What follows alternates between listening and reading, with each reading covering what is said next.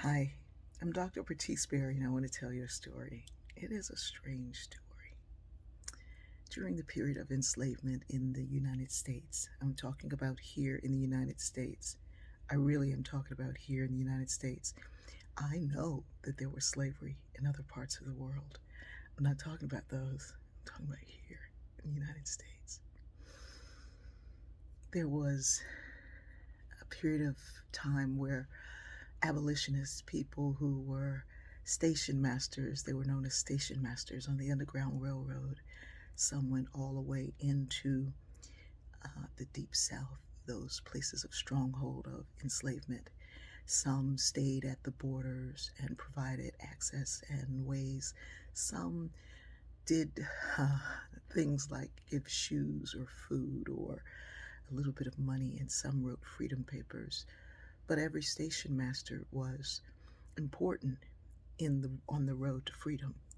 And they did everything they could do. There were even women who made quilts, and in those quilts were hidden the map of the Underground Railroad and ways that you could go and houses that you could stop at. There were ads in newspapers that people would write to one another. The station masters would write to one another to let folks know, I've got a bushel of 6 this and 7 this, meaning 6 women and 7 men. What a lot of people don't know is that there were often times when people would run fugitives of freedom, when they would run to their freedom, they would do so in large groups. Large groups.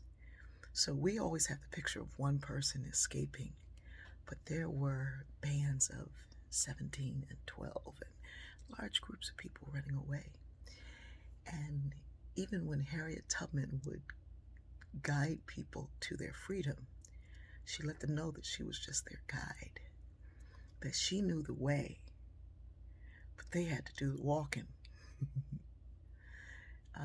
She kept a gun for anybody who wanted to scream and run back because they could harm the lives of everyone else.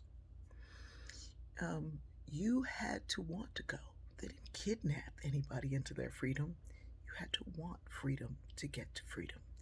And that is the first, I guess, phase or step in freedom, is to want it. And the second is the willingness to walk. And then the third is to walk.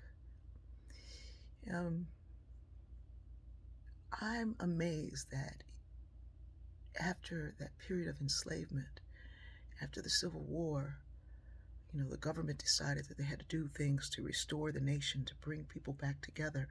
And they wanted to make sure that those who seceded from the Union felt like they were a part of the Union. So all of this energy went in the restoration of them. And that period of Reconstruction that started out so beautiful, the idea of 40 acres and a mule, how fantastic. All of that started out so beautifully for people who had actually been enslaved ended. And all the attention went to those who were fighting against the freedom of everyone.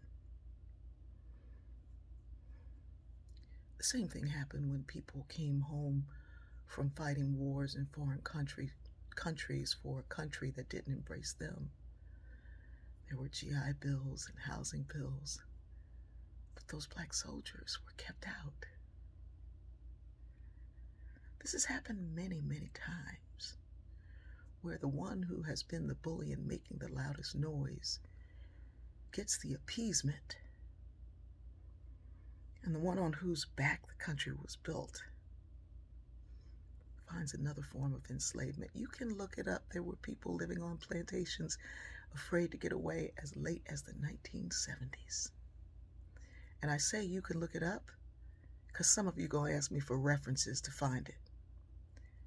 The first step to freedom is your willingness to be free, or the desire to be free. The second is the willingness to walk, and the third is the actual walking. Harriet was not going to carry nary a person on her back, but she was there to show you the way, because she knew the way. God had shown her the way.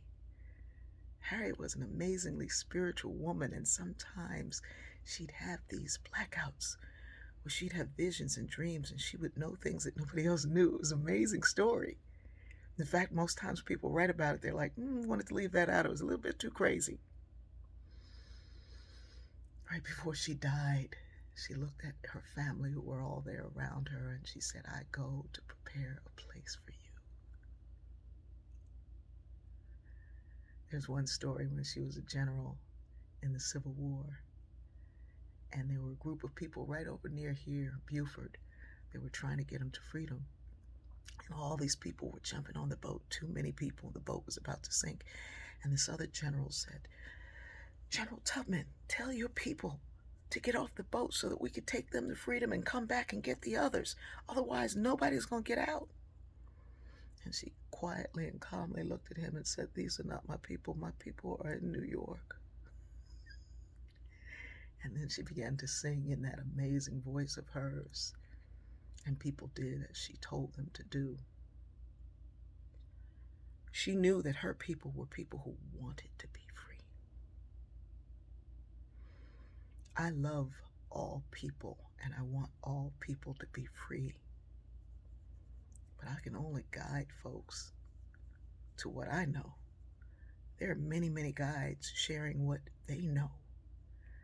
There are many folks with some wisdom and information and freedom, and all they're doing is guiding you to your life, because then you still got to live it.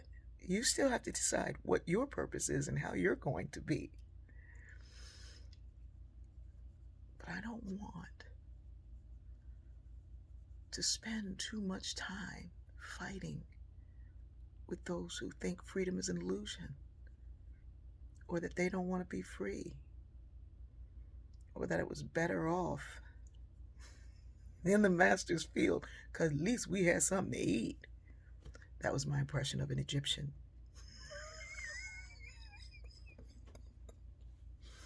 With Moses, those.